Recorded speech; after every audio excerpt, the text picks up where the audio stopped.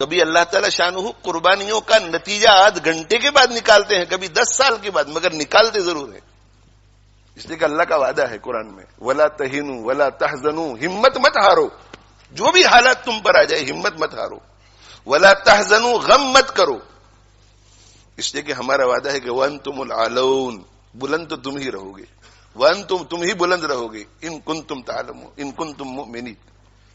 بس مومن رہو، مومن رہو. دل میں اعتقاد صحیح اور عمل تمہارے صحیح. دل شکستہ نہ ہو اور غم نہ کرو. دل تمہارا ٹوٹے نہیں، دل شکستہ نہ ہو اور غم نہ کرو. تم ہی غالب رہو گے اگر مومن ہو. الاسلام یعلو، آپ صلی اللہ علیہ وسلم کا وعدہ ہے کہ اسلام بلند رہے گا. هو الذی ارسل رسولہ بالہدی ودین الحق لیظہرہ علی الدین کلہ، وعدہ ہے قرآن کا. اس لیے ایسے حالات میں شکوک شبہات میں مبتلا نہیں ہونا چاہیے. اللہ کی حکمت پہ یقین رکھنا چاہیے، اللہ کی حکمت پہ، اللہ کی حکمت بھروسہ رکھنا چاہیے.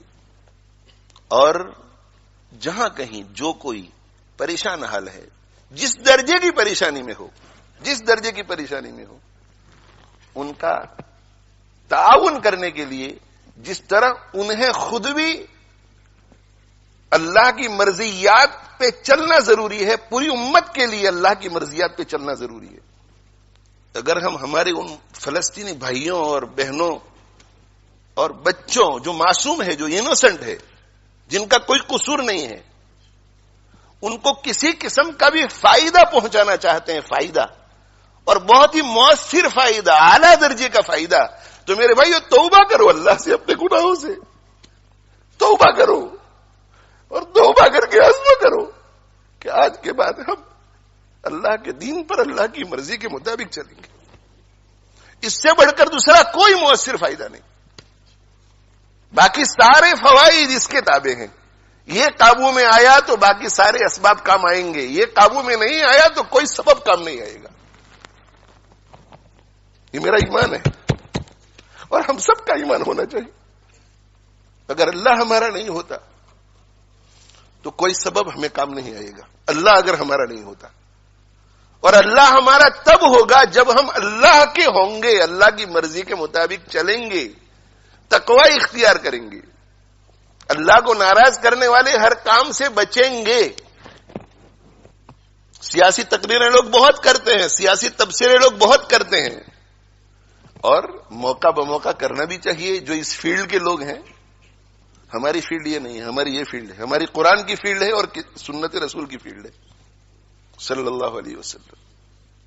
آپ ایسا مت سمجھے کہ یہاں لیسٹر میں رہ کر کے اگر ہم تقوی اختیار کریں گے تو ان کو کیا فائدہ ہوگا، وہ آپ چھوڑ دیجئے.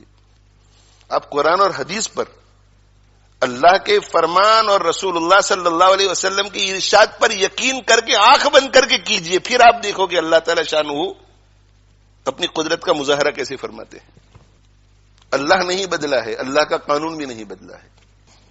اللہ جیسے پہلے تھا آج بھی ویسا ہی ہے. اللہ کی حالت میں، اللہ کی شان میں کوئی فرق نہیں آتا. اللہ کے قانون میں، اللہ کے وعدوں میں کوئی فرق نہیں آتا.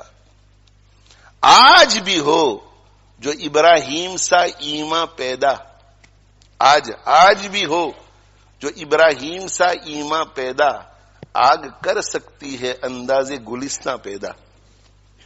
آج بھی اگر ابراہیم علیہ الصلوۃ والسلام جیسا ایمان، ویسا یقین، ویسا بھروسہ اللہ پر، ویسا توکل، ویسا اعتماد ہو، اور ویسا تقوی ہو، ویسا صبر ہو، آج بھی ویسا ذکر ہو، زبانی ذکر بھی ہو، دل بھی جڑا ہوا ہو، آگ کر سکتی ہے انداز گلستہ پیدا. تو آگ باغ بن سکتی ہے آج بھی. اسے کہ اللہ کا قانون ایک ہی ہے. فضائے بدر پیدا کر، فرشتے تیری نصرت کو اتر سکتے ہیں گردوں میں، قطار اندر قطار اب بھی. فضائے بدر پیدا کر. فضائے بدر کیا تھی؟ فضائے بدر ایمان والی تھی، ایمان والی. فضائے بدر یقین والی تھی. فضائے بدر اخلاق حمیدہ والی تھی. فضائے بدر شکر والی تھی، صبر والی تھی. فضائے بدر تواضع والی تھی، تواضع والی. کتنی تواضع، اس قدر تواضع کہ اللہ تعالی شانہ نے فرما دیا تھا کہ ان کا پیچھا کرو تو بھی تمہاری جیت اور ان سے لڑو تو بھی تمہاری جیت. اس کے باوجود بھی سید المرسلین صلی اللہ علیہ وسلم نے گردن اونچی نہیں کی، بلکہ حضرت ابو بکر صدیق رضی اللہ عنہ فرماتے ہیں کہ ہاتھ پھیلا پھیلا کے اللہ سے عاجزی کر رہے تھے. فضائے بدر رجوع اللہ.